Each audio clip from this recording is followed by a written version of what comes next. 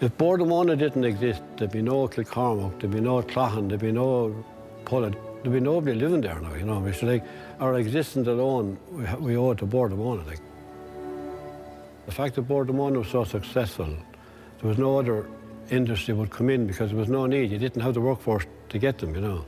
But I suppose maybe we should have been looking at the alternative a few years earlier. It's probably almost at the end of its life now, so it's probably more important now that we get that something done fairly quick. That's going to keep the little villages around viable, really, you know, because there's nothing else, like, you know.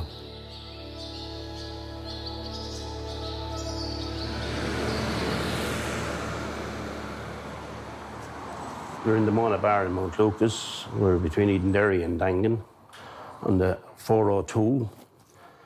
We're very much in the heart of Móna country. But presently, it's on the very much decline, unfortunately, as it stands at the minute. But across the way here, we had our factory built in 1961.